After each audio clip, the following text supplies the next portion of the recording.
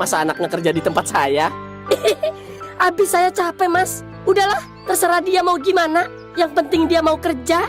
Iya Mas Indra. Ya, hitung-hitung belajar perih. Mungkin si Kona juga nggak mau jadi bawahan emaknya. Iya. Ya udah, nggak apa-apa. Kalau mau langsung kerja, besok ke sekolahan aja langsung. Nanti saya koordinasi lagi sama kepala sekolahnya. Oh iya Mas Indra, makasih banyak ya. Iya Bu.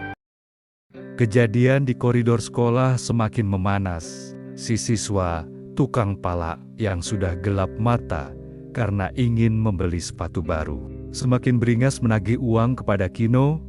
Ia mencengkeram kerah seragam Kino sambil mendorongnya ke tembok. Hei, bocah, lu jangan pura-pura bego ya. Mana uangnya? Gue butuh buat check out sepatu sekarang juga. Bentaknya kasar.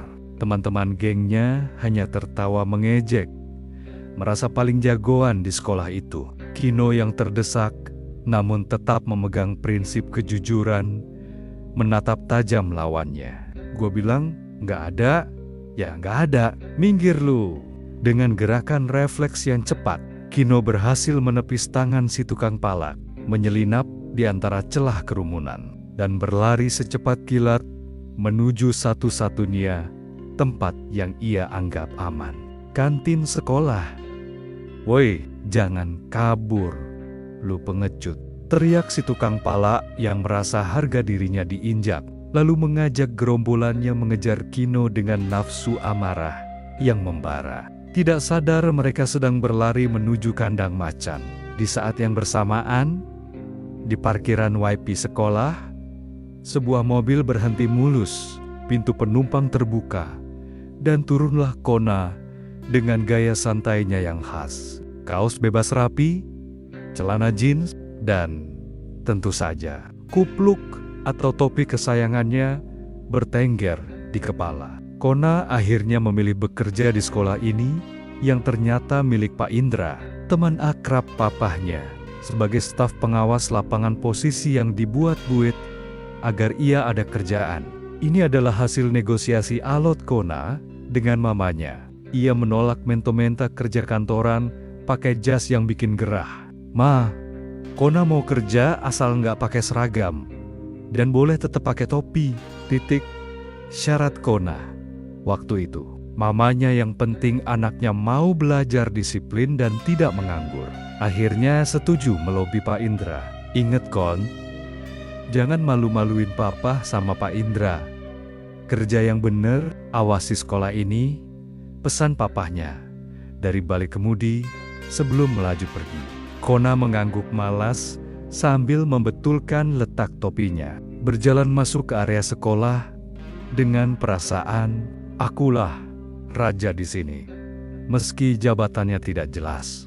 Di sisi lain gerbang, Dot baru saja mematikan mesin motornya. Ia datang menemani Peot yang hari ini akan wawancara kerja sebagai satpam sekolah. Peot tampak gugup, berkali-kali merapikan kemeja polosnya yang agak kebesaran. Tenang Yao, lu pasti keterima. Muka lu kan udah memenuhi syarat administrasi. Sangar dan bikin takut maling. Canda Dot menyemangati sahabatnya. Peot tersenyum kecut. Doain gua ya Dot. Gue butuh banget kerjaan ini biar bisa nabung. Mereka berdua pun berjalan masuk menuju area tata usaha yang letaknya melewati kantin.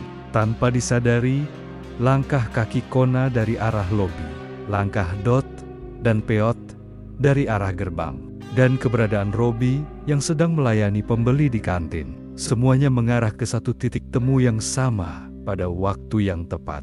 Semesta seolah sedang mengatur reuni geng 4G untuk sebuah momen heroik. Kekacauan pecah di kantin.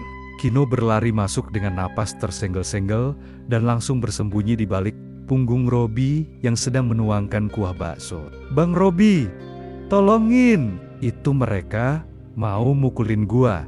Aduh Kino, ketakutan. Tak lama kemudian, si tukang palak dan 3 temannya muncul dengan napas memburu dan wajah merah padam. Mereka langsung menggebrak meja kantin, membuat mangkok-mangkok bergetar. "Hei, tukang kantin, minggir lu!